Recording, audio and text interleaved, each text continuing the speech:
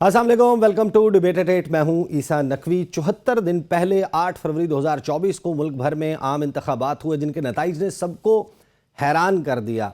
पाकिस्तान तहरीक इंसाफ के हिमायत याफ्ता उम्मीदवार ना उनके पास बल्ले का निशान था, ना ही उनको जल्द से जुलूस करने की इजाज़त थी, लेकिन उसके बावजूद उनके हिमायत याफ्ता उम्मीदवारों ने आउट परफॉर्म किया। बड़े बड़े बुर्ज उलट गए और एक सिंगल लार्जेस्ट ग्रुप के तौर पर वो पार्लियामेंट में इमर्ज किया। लेकिन 73 दिन के बाद गुज़श्ता रोज़ 21 अप्रैल को ज़िमनी इंतखाबात का बड़ा मरहला था और ये 8 फरवरी के बाद पहला बड़ा इंतखाबी मरहला था और इनके नताइज ने भी सबको हैरान कर दिया, शशदर कर दिया। 5 कौमी असम्बली के हल्के के ऊपर जो इंतखाबात हुए, 2 नशिस्तें पाकिस्तान मुस्लिम लीग नवाज़ ने, 1 पाकिस्तान पीपल्स पार्टी ने, 1 तहरीक इंसाफ के हिमायत याफ्ता और सुन्नी इत्तेहाद कौंसिल के प्लेटफॉर्म से लड़ने वाले NA 44 डेरा इस्माइल खान से 1 नशिस्त सिर्फ हासिल करने में कामयाब हुई, जबकि NA 8 बाजोड़ में पाकिस्तान तहरीक इंसाफ के ही एक डिस्ग्रंटल्ड कारकुन जो है वो इलेक्शन पाकिस्तान तहरीक इंसाफ के हिमायत याफ्ता और सुन्नी इत्तेहाद कौंसिल के प्लेटफॉर्म से लड़ने वाले गुलजफर खान, उनको शिकस्त हुई। इसी तरीके से जो सूबाई असम्बलियों के नताइज हैं उन्होंने भी सबको हैरान कर दिया। कुल 16 सूबाई असम्बलियों की नशिस्तों के ऊपर इंतखाबात थे और पाकिस्तान मुस्लिम लीग नवाज़ अब तक के जो आदाद शुमार सामने आए हैं गैर हतमी गैर सरकारी, उनके मुताबिक 10 नशिस्तें पाकिस्तान मुस्लिम लीग नवाज़ ने जीत लीं, जबकि मुस्लिम लीग काफ, इस्तेहकाम पाकिस्तान पार्टी, सुन्नी इत्तेहाद कौंसिल और पाकिस्तान पीपल्स पार्टी ये तमाम सिर्फ एक नशिस्त जीतने में कामयाब हुए। अब इसका मतलब क्या है कि क्या लोगों के दिल बदल गए हैं? क्या पाकिस्तान तहरीक इंसाफ से मायूस हो गए हैं या उनका वर्कर मायूस हो गया, या फिर हुकूमत ने ऐसा क्या कर दिया मुस्लिम लीग नवाज़ ने कि उनके नताइज इस हद तक बेहतर हो गए? किन हालात में ये इलेक्शंस हो रहे थे? इंटरनेट जो है वो भी मौजूद नहीं था, धांधली के इल्ज़ामात थे, लेकिन ये सब मामला तो 8 फरवरी को भी था और जो 8 मार्च 2022 के बाद से पाकिस्तान भर में इंतखाबात हुए उसमें पाकिस्तान तहरीक इंसाफ ने यकीनन तमाम सियासी जमातों को आउट परफॉर्म किया। लेकिन अब आखिर ऐसा क्या कुछ हो चुका है? इस हवाले से जो वफाकी वज़ीर इत्तलात हैं अता तारड़ साहब, उन्होंने कहा कि इमरान खान की सियासत को दफन कर दिया है। उन्होंने जो बयान जारी किया इसके हवाले से ज़रा पहले वो सुनिए। वफाक के अंदर और के अंदर जो मुस्लिम लीग नून की कामयाब पॉलिसियां हैं उसका नतीजा है पूरे ज़िमनी इंतखाबात में हर नशिस्त पे मुस्लिम लीग नून को वाज़ेह बरतरी हासिल है और इंशाअल्लाह ताला आप देखेंगे कि ना सिर्फ मुल्की हालात बेहतर होंगे बल्कि अवाम ने जिस एतमाद का इजहार किया है हम उस एतमाद पर पूरा उतरेंगे। अवाम ने PTI के बयानिए को मुस्तरद कर दिया और जेल में बैठ के मुल्क के खिलाफ, मुल्क के दिफाई इदारों के खिलाफ जो साजिशें की जाती हैं, इस तमाम बयानिए को और बानी चेयरमैन PTI की नफरत की, इंतशार की, तकसीम की, झूठ की सियासत को अवाम ने आज रद्द कर दिया। अब ये बात हैरान कुन है कि 8 मार्च 2022 के बाद से और ख़ास तौर पर जो PDM का पहला दौरे हुकूमत था उसमें 16 महीने के दौरान पाकिस्तानियों ने अपनी तारीख़ की बदतरीन महंगाई का सामना किया। पाकिस्तान के मौशी हालात सबके सामने हैं, रुपये की डिवैल्यूएशन, बेरोज़गारी का मसला और उसके अलावा जो सियासी मारा मारी की सूरत हाल थी उससे अवाम बददिल थे। लेकिन उसके बावजूद आखिर ऐसा क्या हुआ कि 21 अप्रैल के इंतखाबी नताइज चौंका देने वाले हैं, मुस्लिम लीग नून के लिए हौसला अफजा हैं। इन तमाम मामलात पर और पाकिस्तान को जो इस वक्त दरपेश सियासी मसला है उसके हवाले से गुफ्तगू करने के लिए मुझे ज्वाइन कर रहे हैं पाकिस्तान मुस्लिम लीग नवाज़ से सेनेटर नासिर भट्ट साहब, मुझे ज्वाइन कर रहे हैं नईम पंजोता साहब, पाकिस्तान तहरीक इंसाफ से ताल्लुक़ है, और कादिर मंदोखेल साहब मुझे पाकिस्तान पीपल्स पार्टी से ज्वाइन कर रहे हैं। आगाज़ जो है वो नासिर भट्ट साहब से करेंगे। भट्ट साहब, ये क्या किया है मुस्लिम लीग नवाज़ ने कि 8 फरवरी के इंतखाबी नताइज को ज़रा जहन में रखिए तो 16 में से 10 PP की नशिस्तें, सूबाई असम्बली की नशिस्तें आप लोगों ने यानी कि हुकूमत आने के बाद अपेरेंटली कोई बहुत बड़ा रिलीफ नहीं नज़र आया। क्या वजूहात हैं आपके ख्याल में कि आप अपने वोटर को निकालने में कामयाब हुए? बिस्मिल्लाहिर्रहमानिर्रहीम। देखें, हम ये बार बार कहते थे कि हमारे साथ ना हमारे कायद मियां नवाज शरीफ के साथ भी जो कुछ हुआ वो आपके सामने है। और ये तो हमेशा झूठ बोलते थे। वो बुशरा जो बीबी वो कहती थी कि कभी तो उन्होंने कह दिया मुझे जहर दे दिया है, वो भी डॉक्टरी रिपोर्ट आई कि नहीं, उन्होंने ब्लड ही नहीं दिया। आई डोंट नो कि ब्लड क्यों नहीं दिया, क्योंकि इनका स्टार्ट झूठ से होता है। अब आवाम को समझ आ गई है और हमें ये खुशी है कि लोग अब इस चीज को समझ गए हैं कि इनका बयानिया सिर्फ झूठ पर मबनी है, इल्जामात लगाने हैं, इसके अलावा कोई बात नहीं करनी। 3 महीने अभी जो थोड़ा सा वक्त गुजरा है, मियां नवाज शरीफ साहब पाकिस्तान में है। अब उनकी जो पॉलिसी है, उन्होंने अब जमात अपनी पूरी पे नजर रखी हुई है। मरियम बहन जो है वज़ीर आला है, वो उनकी जो आप देखें जितना थोड़ा टाइम हुआ है, लोगों को रिलीफ देने की सुबह शाम कोशिश हो रही है। उसमें देखें रोटी अब 16 रुपए की हो गई है। तो मुराद है अवाम ने देखा कि अगर इस पाकिस्तान में कोई तरक्की की तरफ इस मुल्क को लेके जाता है तो उसका नाम है मियां नवाज शरीफ।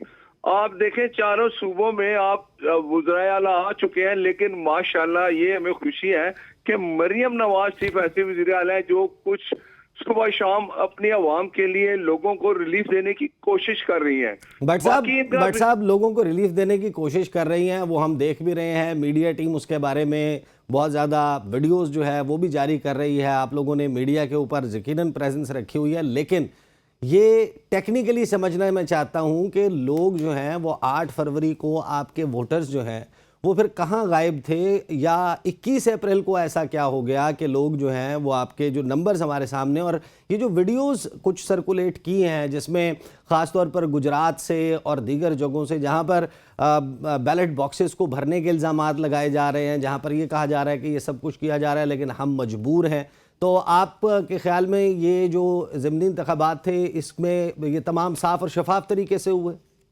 देखें, इस मुल्क की बदकिस्मती है कि हर इलेक्शन जो होता है, हारने वाला कभी भी ये नहीं मानता कि मैं हार गया। कहता है मेरे साथ बेईमानी हो गई है, मेरे साथ चीटिंग हो गई है। लेकिन उसका हल होता है इलेक्शन जो है ना, ट्रिब्यूनल बन जाता है। आप वहां जाएं, अगर आप जीते हुए हैं तो आपको वहां रिलीफ मिलेगा। ऐसा हो भी रहा है, लेकिन ये चीज साबित होगी कि जो इलेक्शन हुआ था उसके नताइज आपके सामने है कि मियां नवाज शरीफ साहब जब से पाकिस्तान में आए, आप देखें, एक बात मैं बरमला कहता हूं कि मियां शहबाज शरीफ के कायद भी नवाज शरीफ हैं, मरियम नवाज शरीफ के कायद भी मियां नवाज शरीफ है। हमारी जमात मुस्लिम लीग नून के कायद मियां नवाज शरीफ के वापस आने से अवाम को ये पता था कि अब जो रिलीफ मिलेगा और जो पेट्रोल की महंगाई, ये गैस इतनी महंगी हो गई थी जब मियां साहब का दौर था। सर वो तो मजीद महंगी हो रही है, यही तो मैं आपको बता रहा हूं कि बिजली भी मजीद महंगी हो रही है, गैस भी मजीद महंगी हो रही है, बजट भी IMF के बगैर नहीं आएगा।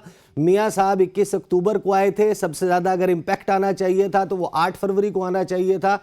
यही तो सवाल है बुनियादी तौर पे। बहरहाल मैं आपके पास वापस आता हूँ। मैं बता रहा एक मेरी बात सुन लें। देखें, ये 4 साल जो इस इमरान नियाजी को मुसल्लत किया गया था, जिसने मुल्क की जो तबाही की थी, उसको वापस आने में टाइम लगेगा। हम मुल्क को वापस पटरी पे, तरक्की के रास्ते पे चढ़ा रहे हैं। इन लोगों ने मुझे बताया इमरान खान ने 4 साल में क्या किया मुल्क के लिए। इन PTI का अगर कोई बंदा बैठे उसको कहेंगे एक कुछ चीज ऐसा रिलीफ बता के 4 साल में जिसमें अवाम ने कहा जी कि ये मेरे लिए बड़ा अच्छा काम किया इसमें। भट्ट साहब, मेरा सवाल बिल्कुल इंटायरली मुख्तलिफ है कि एक सियासी वर्कर के तौर पे आप क्या समझते हैं कि ये तमाम हालात तो उसी तरीके से हैं, बल्कि हालात अभी उस तरीके से बेहतर होने की उम्मीद भी नज़र नहीं आ रही। फिर भी बहरहाल मैं आपके पास वापस आता हूँ। कादिर मंदोखेल साहब, ये जो मरहला है इसमें खैर तवक्को भी यही थी कि पाकिस्तान तहरीक इंसाफ को वही सूरत हाल होगी जो 8 फरवरी को थी, वही सूरत हाल लगभग रही। उसके बावजूद नताइज बहुत मुख्तलिफ हैं। 8 फरवरी के तमाम तर पाकिस्तान तहरीक इंसाफ कहती है कि रिपीट टेलीकास्ट है, लेकिन जो कुछ 8 फरवरी को हुआ उस वक्त नताइज फिर भी मुख्तलिफ थे। आपकी as a political worker understanding क्या है? आपको लगता है कि ये बिल्कुल यही आप एक्सपेक्ट कर रहे थे नताइज, या फिर आपको भी चौंकाया है इन इंतखाबी रिजल्ट्स ने? देखिए, अगर मैं शुरुआत अपने सूबे से शुरू करूं, लाड़काना में बिलावल भुट्टो साहब ने सीट छोड़ी थी और जहां आसिफा भुट्टो जरदारी साहब के सीट पे जो वाविला मचाया था, वहां बिलावल साहब के मुकाबले में कोई पार्टी आई नहीं है। यानी जो सीट छोड़े गए, जो हमारे खुर्शीद अहमद जुनैजो साहब का कैंडिडेट थे, कमर शाहजादपुर, सब कोई पार्टी आई नहीं है। TLP खड़ी हो गई है। हमारे कैंडिडेट का 91,000 प्लस वोट है, उनकी 2,700। तो आप मुझे बताओ, यहाँ सूरत-ए-हाल ये तो हमें पहले से पता था, लेकिन ये थोड़ा सा जो इल्जामात लगा रहे थे उनके लिए एक आईना है। जो आप इल्जाम लगाते थे, तो अब आपके सामने, आप तो इस काबिल भी नहीं थे कि वहां खड़े भी हो जाए, और जो टीएलपी खड़ी होगी उसका असर क्या हुआ आपके सामने। लेकिन मैं ये कहूंगा कि ये हैरानकुन रिजल्ट इस वजह से नहीं है। अगर मुख्तलिफ टॉक शो में नईम पंजोता साहब के साथ जहां मैं बैठा हूं, और मैं हमेशा एक सवाल करता हूं इनसे, इनके लोगों से, कि आप ये मुझे बता दो, जैसे भी इलेक्शन हुआ, चाहे मेरे साथ धांधली हुआ है, चाहे पंजोता साहब के साथ हुआ, या नून लीग में किसी के साथ हुआ है, वो तो गुजर गया मरहला। अब जो अवाम ने आपको वोट दिए है, तो अब वो अवाम ने आपको वोट इसी गाली गलोच, उसी अफरा तफरी के लिए दिए है, या अवाम आपसे ये तवक्को रख रहे कि भाई आप हमारे लिए महंगाई की बात कर रहे हैं, सस्ती रोटी के लिए बात कर ले, और बेरोजगारी के लिए बात कर ले, या इसी तरह आपने 5 साल गुजारना है। तो मैं ये समझ रहा हूँ कि अवाम बड़ी बाशऊर है। अवाम को ये पता चल गया कि अब जाके ये गाली गलोच और ये नाराबाजी की सियासत नहीं, अमली कौन, काम कौन कर रहा है। और उनको ये भी पता चल गया है कि पीटीआई तो कर नहीं सकती। अब आप देख रहे हैं बाजोड़ में, खैबर पख्तूनख्वा में एक आजाद उम्मीदवार ने इनके सूबाई और कौमी दोनों सीटें जीत ली है। ये शेर अफजल मरवत साहब गए, बड़े बड़े जलसे किए, लेकिन अवाम ने, और फर्क कितना, उसके वोट थे 74,000। आजाद उम्मीदवार के एक बच्चा खड़ा है, मुबारक ज़ेब खान नाम है उसका, और इनके कैंडिडेट ने 47,000 लिया, यानी 36,000 का फर्क है लीड में, और सूबाई कौमी दोनों ले गया। तो ये क्या है? ये यही चीज है। आवाम जो भी 8 फरवरी के जो इलेक्शन हुआ, या जो भी आवाम के जोश था, या जो भी केसेस का एक रिएक्शन था, मगर अब तो आवाम को समझ में आएगी कि अब पीटीआई क्या करेगी, क्या इसी तरह नाराबाजी करेगी, या अगर आप देख लें कि पिछले 10 साल में इनकी पख्तूनख्वा में हुकूमत है, तो क्या वहां दूध की नहरें बह रही है? 3.5 साल वफाक में हुकूमत की है, वहां उन्होंने क्या किए, सिवाय वो लंगर खाने खोलने के और कट्टे अंडे और वो मुर्गियां बांटने के, उसके अलावा कोई प्रोजेक्ट है इनका तो बता दे। तो ये आवाम बड़ी बाशऊर है, सोशल मीडिया के जरिए सब चीज उसको है। तो मैं ये समझ रहा हूँ कि एक बेहतरीन डिसीजन आवाम का आ गया ये कल वाले इलेक्शन में, और थोड़ा सा आंखें खोल देना चाहिए पीटीआई को कि अब उन्होंने यही सियासत करनी है। और आज फिर इनका वज़ीर-ए-आला जो है ना, वो प्रेस कॉन्फ्रेंस करे। भाई ये प्रेस कॉन्फ्रेंस का टाइम नहीं है। आवाम आप कही कि भाई आपको जो वोट दे दिया उसका क्या किया आपने। तो आपके ख्याल में वो जो कुछ वीडियोस आई हैं गुजरात से, दीगर जगहों से, ठप्पे लगाने की मुबैना इल्ज़ामात हैं, उसके अलावा जो बैलेट बॉक्सेस हैं उनकी पूरी कॉपियां जो भरी जा रही हैं, ये नॉर्मल आप समझते हैं कि जिस तरह यूजुअली पाकिस्तान के इंतखाबात में शिकायत आती है स्कैटर्ड, उसी तरह की हैं, या आपको लगता है कि तहरीक इंसाफ के जो इल्ज़ामात हैं उसमें कोई जान भी है? देखिए, मैं बिल्कुल ये कहूंगा कि ये मैं नहीं कहूंगा कि शफाफ इलेक्शन होता है। क्या ये जो 8 फरवरी वाला हुआ, क्या मेरे हल्के में जहां 3,800 वोट थे मुस्तफा कमाल साहब के, और 71,000 उसको बनाए गए, मेरे 42,000 वोट उनका कहां खा गए? और वो जो 25 से 30,000 बैलेट पेपर जो आपके चैनल में मैंने दिखाया, जो मेरे पास आज भी पड़ा हुआ है, और पिछले हफ्ते इलेक्शन कमीशन के पास में गया, मैंने कहा भाई मेरी जो दरखास्त है उसका क्या किया है? आप कम से कम ये बता दो हमने रिजेक्ट कर दिया है। वो भी नहीं बता रहा है, न ये बता रहे रिजेक्ट किए, न ये बता रहे एक्सेप्ट किए। आज 2.5 महीने गुजर गए, कोई हालांकि सारे वीडियो, बैलेट पेपर सब सबूत के साथ मैंने लगाए। तो मैं ये नहीं कहूंगा कि धांधली होगी कि एक आध सीट पे। अब आप मुझे बताओ, अगर मैं अपने घर से स्टार्ट करूं, कंबर शहजाद कोट से सिंध का, जहां टीएलपी कैंडिडेट 2,700 वोट ले रहे और हमारा यहाँ 91,000 से ज्यादा वोट ले रहे, तो आप मुझे बताओ उसमें धांधली क्या? कोई कैंडिडेट है ही नहीं, ना पीटीआई का कैंडिडेट है, न मौलाना फजल रहमान साहब की पार्टी का है, न मुस्लिम लीग नून का, किसी पार्टी का नहीं है। तो उसको आप क्या कहेंगे? धांधली कहेंगे? क्या कहेंगे? मुझे बताओ। हाँ, हो गया होगा पंजाब में। सही, मुझे मैं आपके पास वापस आता हूँ। मुझे जरा पाकिस्तान तहरीक इंसाफ का टेक इस पर लेने दें। पंजोता साहब, इलेक्शन रिजल्ट्स, तवक्को आपको यही थी कि ये नताइज आएंगे? देखिए, अस्सलाम वालेकुम जी, बहुत शुक्रिया आपने मुझे मौका दिया। बात यह है, मैं बातें सुन रहा था दोनों साहबान की, पीपल्स पार्टी की भी और पीएमएलएन के नुमाइंदगान की।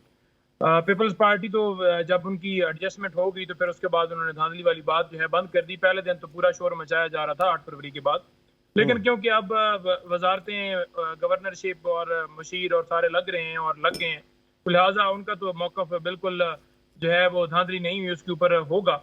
दूसरी बात यह है कि ये जो इलेक्शन हुआ है ये सिर्फ और सिर्फ एक ढोंग तमाशा रचाया गया है। प्रैक्टिकली अगर देखें आप तो इलेक्शन के अंदर जिस तरह से धांधली की गई है वहां पर, कि बॉक्स पहले से ही भरे गए, हमारे जो एजेंट्स थे और जो हमारे उम्मीदवार थे उनको अंदर जो है वो और ऑफिस के अंदर दाखिल ही नहीं होने दिया गया। वो रास्ते बंद कर दिए गए और वहां से सहाफियों को उठा लिया गया, उन्हें गिरफ्तार कर लिया गया, उन्हें अगवा कर लिया गया कि वो रिपोर्टिंग क्यों कर रहे। वहां पर आप देख रहे होंगे कि फॉर्म 45 जो है वो सुबह ही दस्तखत करवा लिए गए। और क्यों करवा लिए गए? उन्होंने कहा जी कि हमें ये कहा गया कि एंड पे टाइम नहीं होता, तो लिहाजा आप एडवांस में साइन करके दे दें। और फिर जब मीडिया ने वो बात उठाई तो फिर उन फॉर्म 45 को फाड़ा गया। पूरे हलकों में आप मुख्तलिफ जगहों पर आपके सामने सारी चीजें आई होंगी। और इंटरनेट बंद करने की वजह यह थी कि उस वक्त फौरी जो है वो लोगों तक जो है वो इंफॉर्मेशन ना पहुंचे। लेकिन यहाँ पर मैं क्रेडिट दूंगा उन साफियों को, उन तमाम चैनल वालों को जिन्होंने बड़ा भरपूर तरीके से वहां पर जाकर उस तमाम जो मौके के ऊपर जो धांधली हुई है उसको कवर किया और उसको एक्सपोज किया। इस वक्त देख लें ये कैसे इनकार कर सकते हैं कि 8 फरवरी जिस तरह आवाम निकली और कल जिस तरह आवाम निकली, ये उस बात को सिर्फ और सिर्फ नफी करने के लिए कि 8 फरवरी क्योंकि फॉर्म 45 के मुताबिक हमारे लोग जीते हुए थे और जो फॉर्म 47 में हरा दिया गया था, तो लिहाजा इनको फॉर्म 47 वाली बात जो है वो चुभ रही थी। तो इन्होंने ये जो तरीका किया कि इस दफा फॉर्म 45 के अंदर ही धांधली कर ली जाए ताकि फॉर्म 47 वाला जो बयानिया है या फॉर्म 47 वाली जो बात है वो दब जाए। अच्छा, ये जो इलेक्शन हुआ है पंजोता साहब, ये जो इलेक्शन हुआ है, चलें पंजाब के हवाले से आपका फोकस है, आप लोग पंजाब के हवाले से कह रहे हैं। खैबर पख्तूनख्वा में आपके ख्याल में फ्री एंड फेयर इलेक्शन हुआ है? ये जो ज़िमनी देखिए खैबर पख्तूनख्वा में भी उनसे बात आपकी प्रोग्राम के अंदर ही उन्हें कॉल कर रहा हूँ कि जिस हल्के से हम इलेक्शन हारे हैं उस हल्के में ओवरऑल जो सूरत हाल है, जहां तक मुझे इन्फॉर्मेशन है कि वहां पर जो हमारे वो भाई जो शहीद हुए थे उनके भाई खड़े थे, तो शायद उसकी वजह से भी वहां पर कोई फर्क हो। लेकिन एग्जैक्ट सिचुएशन जो है उस हल्के के अंदर क्या हुई, मैं गुलजफर से बात करूंगा, उसके ऊपर फिर मैं एग्जैक्ट ओपिनियन दे सकूंगा। लेकिन आप ये देखें कि 8 फरवरी जो इलेक्शन हुआ उसके अंदर जिस तरह से जितने रिजल्ट मैनेज करने की कोशिश की गई, जो कुछ किया गया, उसके बावजूद 1-1 लाख से जीते। और अब 1 महीने के अंदर मुझे ये बता दें कि कहां पर दूध की नहरें बह गई हैं। जो ये कह रहे हैं, झूठ बोल रहे हैं और कह रहे हैं जनाब आवाम ने तो देखें जी बिल्कुल उन हमारी पॉलिसियों को देखते हुए जो हमने काम किया, पेट्रोल आपका 300 पे पहुंच गया, डीजल आपका 300 पे पहुंच गया, महंगाई आपके अरूज पे। आज जो इस 1 महीने के, आज 1.5 महीने के अंदर चीजों की कीमत जो है वो दोगुनी हुई है और हर चीज की कीमत दोगुनी है। लोग सड़कों पर एहतजाज कर रहे हैं। यहाँ पर बिजली की कीमतें ये जितनी बढ़ गई हैं, उसके बावजूद ये ढिठाई के साथ सिवाय टिकटॉक बनाने के इनका कोई काम नहीं है। और ये कह रहे हैं कि जनाब आवाम ने हमने परफॉर्मेंस दी है। बताएं कहां पर परफॉर्मेंस है, कहां पर जो महंगाई खत्म हो गई है, कौन सी ऐसी पॉलिसी है जिसके ऊपर आवाम ने आपको वोट देना था? आप डाका डाल के आए थे, कौम ने आपको रिजेक्ट किया। नवाज शरीफ के जरिए आपने समझा कि वोट जो है नवाज शरीफ को पड़ेगा और नवाज शरीफ एक नमूना आप लेकर आए, तो उसको सामने रखकर उसकी बेचारे की तजलील किया आपने कि रखा उसे सामने, वोट रिजेक्ट हुआ, अवाम ने फिर भी वोट नहीं दिया। उसके बाद उसको लंदन के लिए टिकट्स करवा के दिए गए कि ठीक है जी आप जाएं, दौरे करें, वापस निकलें। बात ये है नहीं, वो लंदन नहीं, वो चाइना जा रहे हैं 5 रोजा दौरे पे। जी चाइना जा रहे हैं 5 रोजे दौरे पे। मैं देख रहा था 1 घंटा पहले कि वो चल रही थी न्यूज के वो चाइना जा रहे हैं। चाइना जाएं जी, बिल्कुल जाएं, क्योंकि वो पाकिस्तान के अंदर तो अवाम जो है वो इनको रिजेक्ट कर चुकी है और अब टिकटॉकरों से नहीं, जो लायामल है प्रैक्टिकली उससे होगा। सही, मुझे इस पर जवाब लेने दें। नासिर भट्ट साहब, पंजोता साहब कह रहे हैं वो दूध की नहरें किधर हैं, जरा दिखाएं, जिनको देख के लोगों ने आपको वोट दे दिया। आपने टिकटॉक बनाने के अलावा कुछ किया है तो बता दें। आप एक नमूना लेकर आए थे और अब उसको बाहर भेज रहे हैं। ये मेरी एक बात सुने, एक तो इनको जरा ख्याल होना चाहिए, किसी भी लीडर का नाम एक तमीज से लेना चाहिए। इनको अब कुछ इनको बताएं कि आप तो केपीके में आ रहे हैं, वहां तो आपकी हुकूमत है, वहाँ आप वहाँ पूछें क्या वहाँ बेईमानी हुई है कि नहीं, ये भी इनसे पूछ लें। पूछा है जी, पूछा है क्या। तो वो बात ये है कि अब इनके दिन जो है ना, ये इन्होंने जितना झूठ बोलना था अब इनके झूठ यहाँ हो रहे हैं। वो इमरान खान जो अभी वो हमारे पीपल्स पार्टी भाई कह रहे हैं कि वो कटे अंडे, बच्चे, कबूतर, ये चीजें ना, ये प्राइम मिनिस्टर मुल्क का ऐसी बातें नहीं करता, वो पॉलिसियां देता है। इसने क्या पॉलिसी दी अमेरिका के दौरे पे, वहां जाके आप अपनी पॉलिसियां बताएं कि आप पाकिस्तान के लिए क्या करेंगे। एक खारजा पॉलिसी इंसान कहते थे मैं नवाज शरीफ का ऐसी बंद कर दूंगा, मैं देखता हूँ ऐसी कैसे चलाता है। इनकी जिंदगी इसी पे गुजरी है कि मेरी आवाज आ रही है जी? जी आ रही है आपकी आवाज। इनकी जिंदगी का आप जो कुछ इन्होंने बोया वो ये काट रहे हैं। ठीक है। अब इनकी जो झूठ है वो वीडियो ये बनाते थे, टिकटॉक के ये मास्टर थे, वो टिकटॉक देखते थे।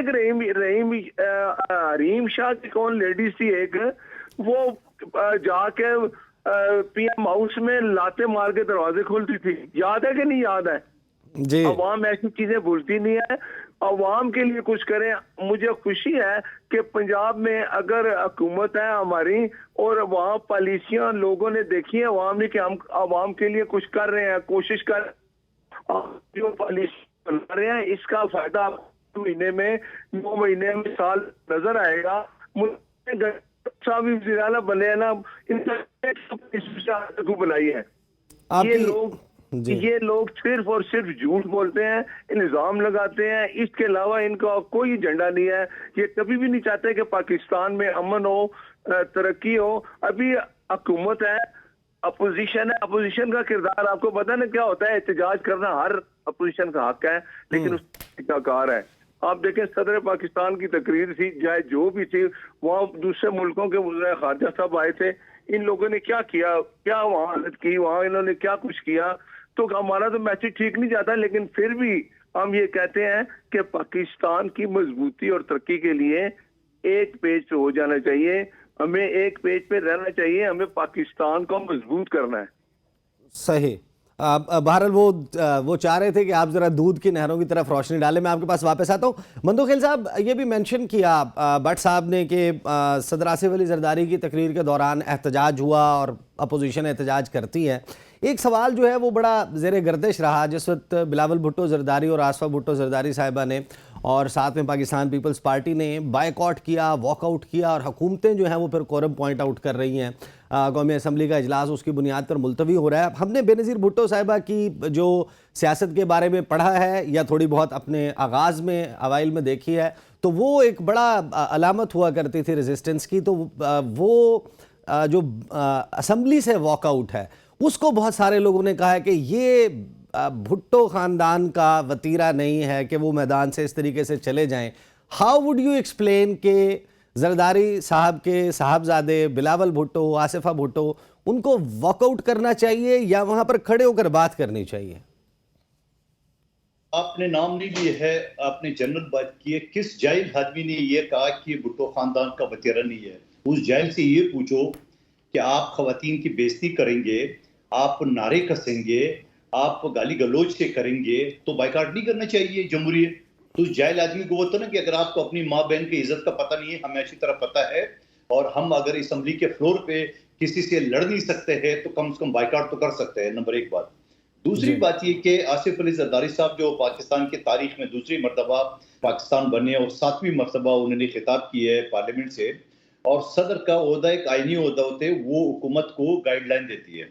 तो क्या बेहतर नहीं होता कि आसिफ अली जरदारी साहब की जो गाइडलाइन थी उस पर वो जरूर तनकीद करते, तजावीज दे देते, मगर जिस तरह उन्होंने वहां रवैया इख्तियार करा था कि मैं खुद मौजूद था गिरली में, और फिर उसके बाद 2 मेंबरान की जो मेंबरशिप सस्पेंड की है, तो मैं समझ रहा हूँ कि क्या जो आपने पहले सेगमेंट में सवाल किया था, तो मैं ये कहना चाह रहा हूँ कि क्या पीटीआई वाले या सुन्नी इत्तेहाद तहरीक वाले इसी तरह नारेबाजी में वो अपना टाइम जाया करेंगे? तो जब टाइम जाया करेंगे तो फिर यही होगा। पंजाब में तो उनको शिकस्त करना पड़ना, सिंध में तो इस काबिल नहीं थी कि वो खड़े हो जाते, और खुद अपने सूबे पख्तूनख्वा में उनको 27,000 की लीड से एक नौजवान ने इनको शिकस्त दी दोनों सीटों पे, वो अकेला खड़ा था। तो मैं समझ रहा हूँ कि इनकी पॉलिसी के, इनकी सारी गाली गलौज का एक नतीजा है। और अभी मोहतरम नईम पंजुता साहब कह रहे मैं बात करूंगा, पूछूंगा, वो भाई आप क्या बात करेंगे? वो जो आजाद उम्मीदवार था उसने 74,000 वोट लिए, आपके कैंडिडेट ने 47,000 वोट लिए। गो के सोशल मीडिया के जरिए ये बात भी आ गई है, मरवत साहब का स्पीच मैंने खुद सुना, वो ये कह रहे थे कि हमने वजारत की भी ऑफर किए, 4 बेटों की नौकरी की भी बात किए, मकान बनाने के भी ऑफर किए, और उसके बावजूद आप उसको नहीं तोड़ सके। तो अभी से ज्यादा ये मरवत साहब को मैंने खुद देखा सोशल मीडिया में, इनकी जो स्पीच थी। तो अब आप ये बताओ कि आप मुखालिफ को या आजाद उम्मीदवारों को तोड़ने के लिए वजारत, 4 नौकरियां, मकान, और उसके बावजूद आप नहीं तोड़ सके, तो आप अपने गिरबान में देख लें। मुझे ब्रेक पे जाना है, और ये सवाल वो अब ज़ाहिर है कि जनरेट होता है कि क्या पाकिस्तान तहरीक इंसाफ और उनके जो पार्लियामेंट में बैठे हुए लोग हैं वो इसी तरीके से सियासत करेंगे या फिर अब इसमें कोई तब्दीली मुमकिन है? ख़ासतौर पर क्या मफाहमत मुमकिन है, क्या मुज़ाकरात मुमकिन है? बात करते हैं आफ्टर द ब्रेक।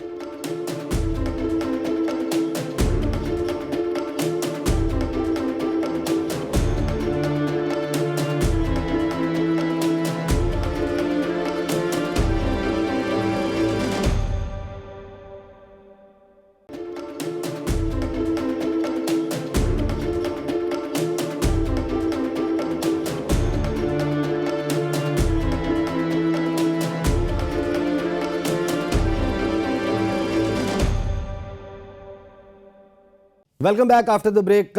बात हो रही है पाकिस्तान के सियासी मंजरनामे के हवाले से और 8 फरवरी के इंतखाबात के नताइज सबके सामने थे और फिर 21 अप्रैल के ज़िमनी इंतखाबात के नताइज आप सब ने देखे। इन नताइज के आने के बाद पाकिस्तान मुस्लिम लीग नवाज जो है वो अब ऑफर करते हुए नजर आ रही है कि मुज़ाकरात हो सकते हैं और होने चाहिए। बानी चेयरमैन तहरीक इंसाफ इमरान खान के साथ भी जो मुस्लिम लीग नवाज के पंजाब के सदर हैं राना सनाउल्लाह साहब, उन्होंने गुज़श्ता रोज़ क्या कहा मुज़ाकरात के हवाले से, सुनिए। राना साहब वो कहते हैं हमारे बानी को पहले रिहा करो, फिर हम बात करेंगे, फिर मुज़ाकरात करेंगे। चलें फिर बैठे ना, बैठ के बताएं ना कि जी बानी को जो है वो रिहा करें। को बानी के रिहाई का कोई तरीक़ाकार जो है वो फिर बैठ के निकाल लेते हैं। लेकिन ये इस बात के ऊपर आमादा तो हूँ, ये आपकी बात की आदत बैठ के बात नहीं करेगी उस वक्त तक ये मुल्क और ये सिस्टम जो है बेहतर नहीं हो सके। तो मैं एक सियासी कारकुन के तौर पर मैं अपने एक्सपीरियंस की बुनियाद पर कहता हूँ कि जब आप बैठते हैं, मुज़ाकरात करते हैं, गुफ्तगू करते हैं, बात करते हैं, खुदा की कसम जो इम्पॉसिबल मसले होते हैं वो भी हल हो जाते हैं। ये तो खैर अब कोई इतना बड़ा मसला नहीं है। अच्छा, आपको लग रहा है इतना बड़ा मसला का होना या किसी आदमी का किसी केस से बाहर आना।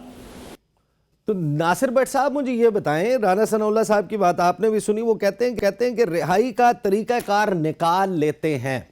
ये ज़रा मुझे समझाएं कि आप लोगों के मुताबिक तो इमरान खान वो शख्स है जिसने वो गुनाह सरजद किया जिसकी कोई माफ़ी नहीं है, वो रियासत का, अवाम का मुजरिम है, उसने इदारों को तबाह बर्बाद कर दिया, तो उसकी रिहाई का तरीक़ाकार कैसे निकाल सकते हैं?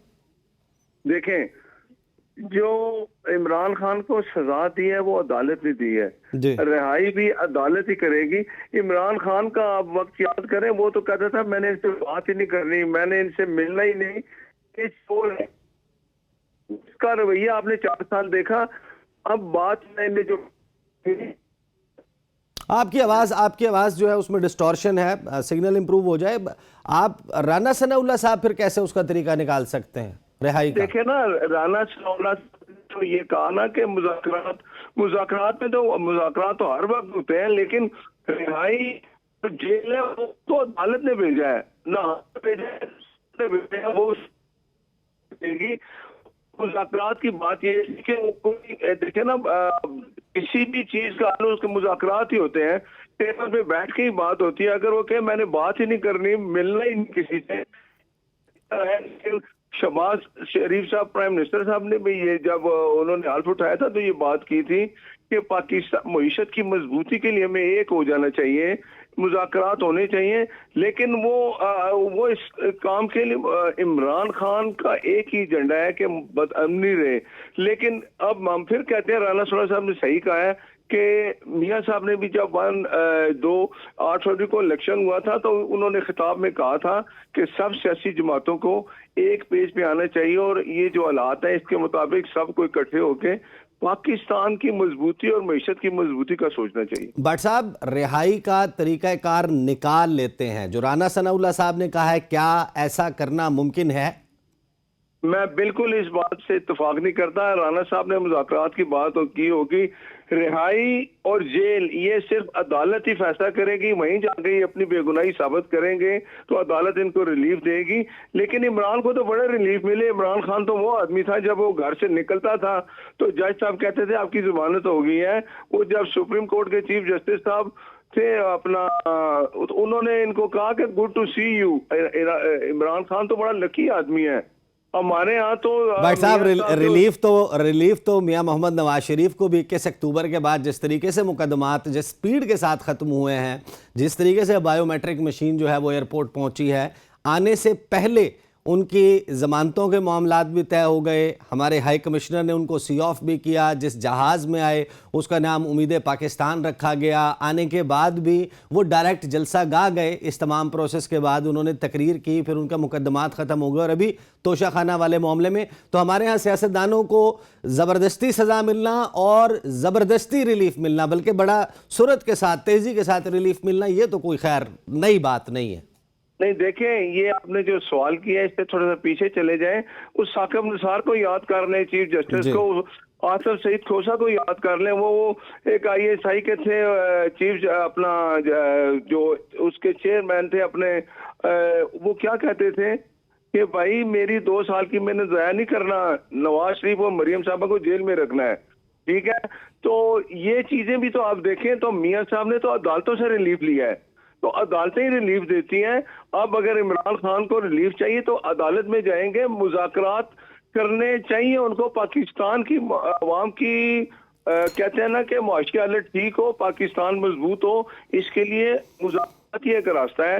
टेबल टॉक जब आप अच्छा, इस पे मैं जवाब लेता हूं, लेकिन पंजोता साहब के पास जाने से पहले मंदोखेल साहब, आप कानून को भी समझते हैं, आइन को भी समझते हैं, ज़रा ये बताएं पाकिस्तान तहरीक इंसाफ का जो मौक़िफ़ है कि पॉलिटिकल विक्टिमाइजेशन है, सियासी मुकदमात हैं, निकाह के ऊपर, इद्दत के मामले के ऊपर, हर चीज़ के को घसीट लिया गया अदालतों में, तो जब राना सनाउल्लाह ये कहते हैं कि रिहाई का तरीक़ाकार निकाल लेते हैं अगर मुज़ाकरात शुरू करते हैं, तो इससे तो तहरीक इंसाफ का मौक़िफ़ आपके ख्याल में दुरुस्त नहीं साबित होता कि पॉलिटिकल बेसिस के ऊपर ये मुकदमात थे कि जब एक सियासी जमात के सूबे का सदर कह देता है कि मुज़ाकरात करें तो रिहाई का तरीक़ाकार निकाल लेते हैं। राना साहब कैसे निकाल सकते हैं तरीक़ाकार?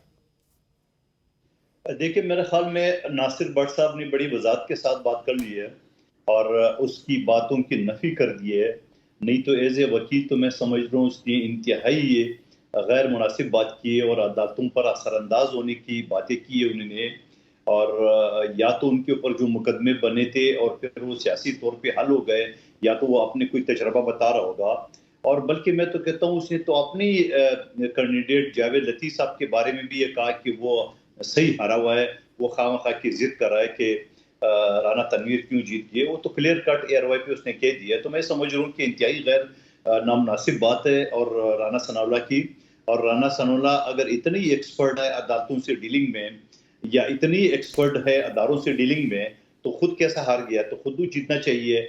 और फिर खुद PTI के दौर में जो केसेस थे उनके ऊपर, तो उससे भी तो बाहर निकलना चाहिए। कोई PTI ने कोई उसको क्लीन चिट तो नहीं दिया, सर्टिफिकेट तो नहीं दिए जिससे वो बाहर आ गया था। यकीनन वो मुकदमा झूठा था।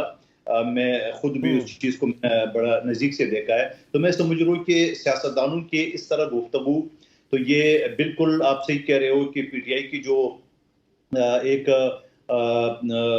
मुद्दा था या इस तरह कहना था कि हमारे पर सियासी बयानात है, उसको तक़वियत मिलती है। और मैं ये समझ रहा हूँ कि मुस्लिम लीग नून को जो ना उसके ऊपर एक्शन लेना चाहिए। नासिर भट्ट साहब ने गो के इस बात की वजाहत तो कर ली है, लेकिन ये काफ़ी नहीं है, इस वजह से कि उसने तो कहा ना ये कोई मसला नहीं है, ये कोई इम्पॉसिबल नहीं है। भाई आप कौन होते हुए इम्पॉसिबल को पॉसिबल बनाना, और आप कौन होते हुए अदालतों से फैसले कराना? तो इसका मतलब यही है कि फिर आप फिर वही माजी में जो आपके ऊपर इल्ज़ाम आते थे, आपकी पार्टी के ऊपर जो ब्रीफकेस के इल्ज़ाम आते थे, इसका मतलब है कि फिर आप इस चीज़ के एक्सपर्ट हो। तो मैं समझ रहा हूँ कि मुस्लिम लीग नून के तर्जुमान की हैसियत से उनको कोई इस तरह वजाहत आना चाहिए ताकि इस मामले को ख़त्म किया जाए। अदरवाइज PTI की जो फिर बातें कर रही है तो फिर PTI दुरुस्त कर रही है अगर ये वजाहत नहीं देती। वजाहत तो शायद और भी बहुत सारे मामलात पर आनी चाहिए, वो भी पूछेंगे भट्ट साहब से। पंजोता साहब, आपने गुफ्तगू सुनी है राना सनाउल्लाह की, वो मुज़ाकरात की बात कर रहे हैं और मुज़ाकरात की तरफ अगर मामलात जाते हैं तो रिहाई का तरीक़ाकार निकालने की बात कर रहे हैं। क्या आप कहेंगे इस मामले पर? देखें, राना सनाउल्लाह साहब की स्टेटमेंट से आप खुद अंदाज़ा लगा लें कि वो बात तस्लीम कर गए हैं कि हम जो कह रहे थे कि उस वक्त वो इंटीरियर मिनिस्टर थे और साइफर केस जो है वो जिस तरह बनाया गया, प्रेस कॉन्फ्रेंस जिस तरह से की गई और पूरा दिन शोर मचाया गया, हमें पता था कि अब केस जो है उसके अंदर इस तरह से ये प्रेस कॉन्फ्रेंस करके एक हाइप क्रिएट करके, और खान साहब के साथ ये बात डिस्कस की हुई थी कि ये सिलसिला एक नया शुरू किया गया है। खान साहब मुस्कुराए, उन्होंने कहा कि ये कैसे केस बनाएंगे और कैसा ये चलेगा। लेकिन क्योंकि उन्होंने सारा केस बनाया, उस वक्त सेक्रेटरी इंटीरियर को कंप्लेंट बना के जिस तरह से FIR दी गई, आज वो खुद एडमिट कर रहे हैं कि वाकई ये PMLN की तरफ से ये केसेस बनाए गए थे, ये सियासी केसेस हैं। और बैठ के बात की जाए तो केसेस खत्म होते हैं। और जिस तरह से आज फिर उनको ये डिफेंड किया जा रहा है कि नहीं नहीं वो बिल्कुल गलत बात कर रहे हैं, ये उनके अपने रहनुमा बात कर रहे हैं जिन्होंने केस बनाए हैं, और ये बात हम कर रहे थे जिसके ऊपर मोहर उनके अपने बंदे नहीं लगा दिए। और यहाँ पर बात की जा रही थी, मैं हैरान था कि कह रहे थे कि नहीं नहीं ये तो बिल्कुल जो है लीगल केसेस हैं और अदालतों के अंदर होंगे।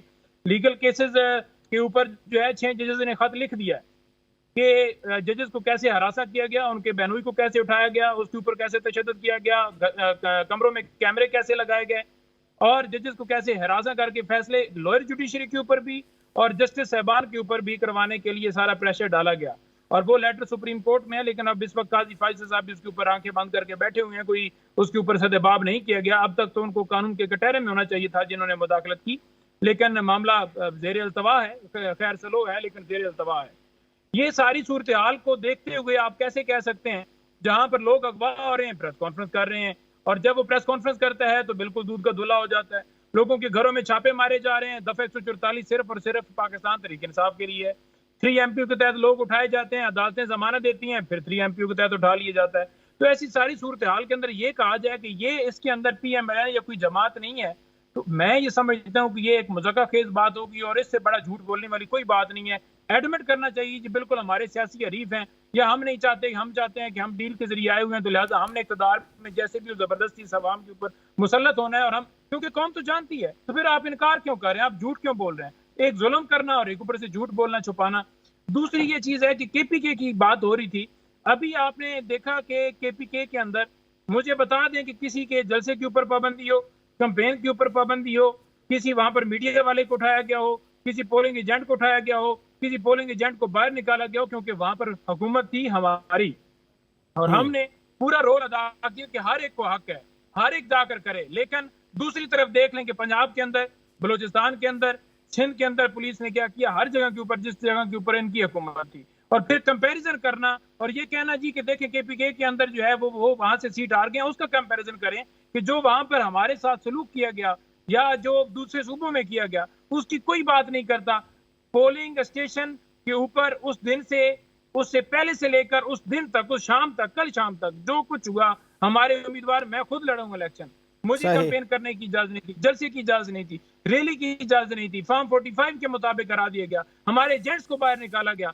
और ये खुद जो है पीपल्स पार्टी के रहनुमा हमारे भाई अहमद वकील साहब फॉर्म 45 लेकर ये बाकायदा तौर पर 8-10 दिन प्रोग्रामों के अंदर वो फॉर्म 45 दिखाते रहे और सिर्फ अपने हल्के की बात करते रहे। मुझे इस बात पे खुशी होती कि अगर ये पूरे पाकिस्तान की बात करते कि पूरे पाकिस्तान में ये किया गया है, लेकिन यहाँ पर जो बेनिफिट लेता है वो उसके ऊपर आंखें बंद कर लेता है। हमारे हलकों में, हर हल्के में जाकर इन लोगों ने खुद बात उस वक्त की थी कि धान ली हुई है, आप ये मिले बैठे हैं तो फिर ये दूध के धुले हो गए। हमारी परफॉर्मेंस की बात कर रहे हैं, हमारी परफॉर्मेंस की बात कर रहे हैं। मईशत हमारी हुकूमत में कहाँ थी, तेल की कीमतें हमारी हुकूमत में कहाँ थी। आपने हेल्थ कार्ड देखा, कोई ऐसा मंसूबा दिखाएं जो आपने हेल्थ कार्ड जैसा बनाया हो, क्योंकि आपने आते ही वो बंद कर दिया। पनाह गाहें बनाई, आप बताएं कहीं पे आपने पनाह गाहें बनाई। हमने लंगर खाने खोले, आप बताएं कि आपने लंगर खानों के हवाले से क्या किया। आजाद खर्चा पॉलिसी की बात की, फलस्तीन के हक में हमेशा बोले, मुसलमानों का जो है कलमा, मुसलमानों की आवाज पूरी दुनिया में उठाई। किसी जगह के ऊपर हमारे लीडर जैसी ये एक स्टेटमेंट दिखा कर मुझे दिखाएं कि ये हमने दिया और जिसकी वजह से अवाम इनको एक्सेप्ट करे। अवाम ने रिजेक्ट इसलिए किया कि उनके पास कोई रोड मैप नहीं है, कोई पाकिस्तान के हक में इनके लिए कोई बात नहीं है, सिर्फ मुल्क दुश्मन है, अपनी जेबें बनाने के लिए इक़्तिदार में बैठे हुए और उनका कोई मकसद नहीं। सही। अच्छा, मुझे ब्रेक पे जाना है, ब्रेक पे जाएंगे, जवाब लेंगे मंदो खेल साहब से, नासिर भट्ट साहब से, इसी मामले पर बात करते हैं आफ्टर द ब्रेक।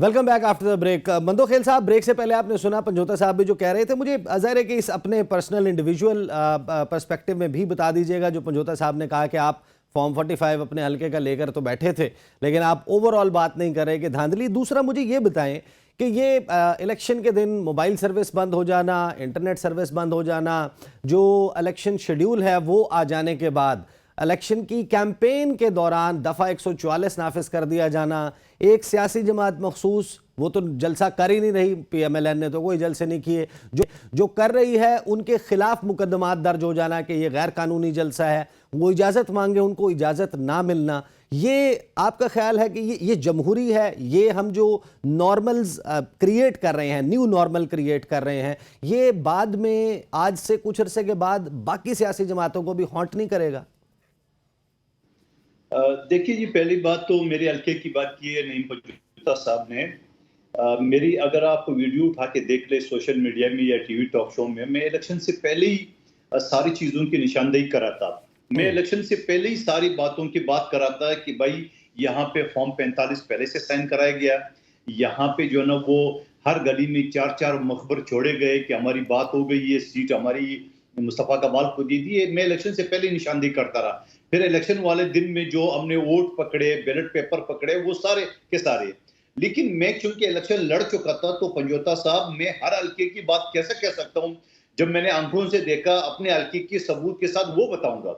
और चूंकि अभी बात हो रही है ज़मीनी इंतखाबात की, तो पंजोता साहब ने बात की है सिंध में ये सूरत हाल है, पंजाब में। चलो मैं फिर अपने सूबे की बात कर लेता हूँ। यहाँ सिंध में तो आपको कोई कैंडिडेट ही नहीं था, आपको तो कोई कैंडिडेट खड़ा ही नहीं था। और फिर आप कह रहे खैबर पख्तूनख्वा में आज़ादी थी, क्या हमारे कैंडिडेट NA 8 में अखुनज़ादा चट्टान साहब के ऊपर हमला नहीं हुआ? क्या वहां पे इनकी रैली के ऊपर, जुलूस के ऊपर हमला नहीं हुआ? वो क्या था? वो आपकी जिम्मेदारी नहीं थी अमन अमान की? अभी इलेक्शन से चंद दिन पहले इसी जमीन की बात कर रहा हूँ, और फिर वो बात कर रहे हैं कि हमने दूध की नहरें बांधी है। भाई अब मामला सारा वो हो गया। आप ये बताओ कि आपके अपने सूबे में जहां आपकी 10 साल हुकूमत थी, आपको एक आजाद उम्मीदवार ने, जिसको आपने टिकट नहीं दी है, उसने आपको 27,000 वोटों से हरा दिया है, तो आप कहते ना धांधली हुई वहां पे? वहां तो आप क्यों नहीं कह रहे? यानी कि 2-4 हजार वोट का फर्क, मंदोखेल साहब, 27,000 का फर्क है लीड का। मंदोखेल साहब, अब ये जी प्लीज, अब ये कह देना कि धांधली हुई है पख्तूनख्वा में, वहां क्यों नहीं कह रहे? जब वहां धांधली नहीं हुई है, सिंध में आपका कैंडिडेट नहीं था, तो पंजाब में आप कैसे कह सकते हैं धांधली हुई है? मैं ये नहीं कहता हूं एक आध हल्के में कोई मिस मैनेज हो गया होगा, लेकिन सारे के सारे तो नहीं हुआ है। लेकिन सारे के सारे नहीं है, वहां तो आपका एक सीट भी नहीं निकला। IPP का सीट निकला, पीपल्स पार्टी का सीट निकला, दूसरे पार्टी का निकला, नून लीग के तो 10 सीटें निकले, आप क्यों नहीं निकला? तो इसका मतलब ये कि अवाम ने अब ये चीज देख ली है कि ये नारे लगाने से, गाली गलोच से, इनसे अवाम का पेट नहीं भरता, न रोजगार मिलता है। इसके लिए अमली तौर पे आपने क्या किया है वो बता दें अवाम को। मंदोखेल साहब, सवाल जो है वो ज़ाहिर है कि जो दहशत गर्द का हमला है उसके हवाले से नहीं है। सवाल ये है कि जो रियासत है, अगर दफ़ा 144 नाफिज की जाती है, किसी सियासी जमात को इंतखाबी जलसे, रैलियाँ, कॉर्नर मीटिंग करने की इजाज़त नहीं दी जाती, वो दहशतगर्द तो जाहिर है कि वो तो गैर रियासती अंसर है, उसको आप कैसे बात कर सकते हैं? मेरा स्पेसिफिक क्वेश्चन है, इंटरनेट बंद कर देना, मोबाइल फ़ोन सर्विस बंद कर देना, जलसे की इजाज़त ना देना, दफ़ा 144 का नफाज, क्या ये जमहूरी है? बिल्कुल नहीं है, मैं आपसे इत्तेफाक करता हूँ। और मैंने ये इससे पहले भी इस बात की मजम्मत की है कि इंटरनेट टेलीफोन बंद करने से आप जान नहीं छुड़ा सकते हो, ना आपकी सिक्योरिटी के मामला ठीक होंगे। तो बिल्कुल है जमहूरी है, बिल्कुल नहीं होना चाहिए। लेकिन सवाल ये है कि ये सारा सब कुछ तो किया है ना मुस्लिम अपना निगरान हुकूमत ने, और उस वक्त भी हम मुखालफत किए, इलेक्शन कमीशन की मुखालफत की है। लेकिन सवाल ये है कि PTI को वोट तो पड़ गया, वक्त कम रह गया। मुझे नासिर भट्ट साहब से क्या करना है बता दें। सही, मुझे नासिर भट्ट साहब से कुछ सवालात कर रहे हैं। नासिर भट्ट साहब, आपकी जमात जो है उसके अंदर बड़ी चैमगोइयाँ चल रही हैं, बयानात दिए जा रहे हैं। अब आपने एक क्लैरिफिकेशन तो दे दी राना सनाउल्लाह साहब के बयान पर। जावेद लतीफ़ साहब ने भी इल्ज़ाम लगाया 90 करोड़ रुपए का, वो कह रहे हैं कि धांधली हुई है, और धांधली प्री पोल रिगिंग उनके हलके में, मियाँ साहब के हलके में की गई, शेखुपुरा की 5 सीटों के लिए, और वो पाकिस्तान के इदारों पे ये इल्ज़ाम लगा रहे हैं। मुस्लिम लीग नवाज ने बतौर पार्टी उनके बयान से भी लाताल्लुकी का इजहार नहीं किया। वजह? आपको ज़िमनी इलेक्शन में हर चीज का जवाब नहीं मिला जो कल हुआ है। देखे ना, ये इलेक्शन ने बता दिया कि पीछे उसके पहले क्या हुआ है। दूसरी बात ये है कि वो मुझे ये बताएं, जो आपके PTI वाले रहनुमा थे, KPK में आपकी हुकूमत है, वहाँ कोई बेईमानी नहीं हुई, तो वहाँ आप हार गए, वो ठीक आ रहे हैं ना? मैं आपसे सवाल जावेद लतीफ़ साहब के इल्जामात का कर रहा हूँ। क्या जावेद लतीफ साहब क्या की मुस्लिम अपनी लीग सोच नून है। उनके साथ खड़ी है? देखें, जावेद लतीफ साहब का अपना इंडिविजुअल बयान है कि वो समझते हैं कि उनके साथ बेईमानी होगी, इलेक्शन लेंगे, वहां फैसला हो जाएगा। आज इलेक्शन में किस आप उनसे पूछ ले, वो भी बेईमानी हुई है। वो अपने साथ बेईमानी का तस्करा नहीं कर रहे, वो कह रहे हैं मियां मोहम्मद नवाज शरीफ के साथ बेईमानी हुई है, वो कह रहे हैं हुकूमत जबरदस्ती दी गई है, वो कह रहे हैं 90 करोड़ रुपए लिए गए हैं 5 सीटों के लिए। वो पाकिस्तान के हाजिर सर्विस इदारों में बैठे हुए लोगों पर इल्जाम लगा रहे हैं, जिनका दफ्तर वो कह रहे हैं कि मॉल रोड पर लाहौर में मौजूद है। और मियां जावेद लतीफ अगर ऐसी बात करें तो आप उनसे पूछें, ये कुछ जमात तो आप उसकी बात कहता मैं हार गया हूं, मैं आप साजिश हुई है, उसका जवाब दें। सही। पाकिस्तान में हर आने वाला इलेक्शन, कभी आप मुझे बताएं किसी जमात ने एक्सेप्ट किया है? सब ने कहा ये इलेक्शन ठीक हुआ है। ये वतीरा, ये चीज आई एग्री। ठीक है ना? तो इसलिए अब हमें ये सोच रखनी चाहिए कि हम सही सियासी जमातें एक पेज पे होके पाकिस्तान की मजबूती का सोचें। हमारा लगता है कि यही है कि ये जावेद लतीफ वाला मामला इसी तरीके से हवा में लटका रहेगा। वक्त कम रह गया। पंजोता साहब, इस तमाम मंजरनामे में 21 अप्रैल के इंतखाबात के बाद पाकिस्तान तहरीक इंसाफ, जब एक वक्त मुस्लिम लीग नून जो है वो मुफाहमत की, मुज़ाकरात की ऑफर कर रही है, क्या मूड है पीटीआई रैंक्स में? अडयाला जेल में क्या मूड है? उसकी बुनियाद पे आपकी असेसमेंट क्या है? बातचीत होगी, हो सकती है, नहीं? देखिए, बात यह है कि पहले भी ये बातें फैलाई गई, चलाई गई कि खान साहब जो है वो डील करना चाहते हैं। मैंने उनसे जाकर सवाल किया और अगले दिन मेरी 2-3 दिन पहले उनसे मुलाकात हुई है, तो उसमें भी उन्होंने कहा कि देखें, ये तो ऐसी बात है कि अगर हाई कोर्ट के अंदर एक बंदा मौजूद है और अचानक से कोई आता है और उनसे मोबाइल भी सारी चीजें छीन कर लेकर, कॉपी वगैरह सारा डॉक्यूमेंट्स लेकर चला जाता है और बाहर गाड़ी में बैठ के बात करता है कि ये भी मैं नहीं दूंगा लेकिन मेरे साथ बात करो। इस वक्त सूरत हाल है कि आवाम के मैंडेट के ऊपर डाका डाला गया है, हमारे लीडर को बेगुनाह कैद किया गया है, हमारे जितने रहनुमा और वर्कर्स हैं वो सारे कैद किए गए हैं। इस वक्त हाई कोर्ट के जजेस जो हैं वो इंसाफ मांग रहे हैं, हम कानून की बालादस्ती के लिए जंग लड़ रहे हैं। हमारा कोई इससे नहीं है कि हमें बाहर बैठाओ, तो हम चाहते हैं कि बनीगाला में कुर्सी डालकर बैठें और फिर कहें कि जी ठीक है जी हमें बादशाह बना दिया जाए। अगर उसको ही कंटिन्यू करना होता तो उस वक्त जो है उस गुलामी के सामने ना डट के खड़े होते, बल्कि कहते कि ठीक है, जैसे शहबाज शरीफ आज गुलामी कबूल करके बैठा हुआ है, हम भी कर लेते। इस वक्त जो बात है वो मुल्क की खुददारी की बात है, कानून की बालादस्ती की बात है। आपका मुल्क कभी भी आगे नहीं जा सकता जब तक आपके मुल्क के अंदर रूल ऑफ लॉ नहीं होगा। और दूसरी बात यह है कि केपीके के अंदर ये कहा जा रहा है, अभी मैं बात सुन रहा था कि उस वहां पर तो धांधली नहीं की गई या वहां पर तो इस रिजल्ट को एक्सेप्ट करते हैं। हम बिल्कुल कहते हैं क्योंकि वहां पर हमारी हुकूमत थी और हमने धांधली नहीं की और हमने वो जो रिजल्ट वहां पर आया उसको तस्लीम किया है। लेकिन क्या आपके सूबों में जहां पर आपकी हुकूमतें थी, क्या आपने फ्री एंड फेयर इलेक्शंस करवाए? नहीं करवाए। इससे पहले आप तमाम फिल्डाट हो, हर एक सही। पंजोता साहब, सब ने कह दिया कि पंजोता साहब, वक्त वो खत्म हो गया। बहुत बहुत शुक्रिया, आपने प्रोग्राम में हमारे साथ मौजूद थे। नासिर भट्ट साहब, कादिर मंदोखेल साहब, जो कंक्लूजन है 22 अप्रैल और 21 अप्रैल का, वो ये है कि पाकिस्तान तहरीक इंसाफ वो ना सिर्फ ये कि नताइज पर धांधली के इल्ज़ामात नताइज के हवाले से लगा रही है, बल्कि ये अब बाकायदा मैसेजिंग दी जा रही है कि मज़ाहमत जारी रहेगी। अब तक के लिए इतना ही, इजाज़त दीजिए, अल्लाह हाफ़िज़।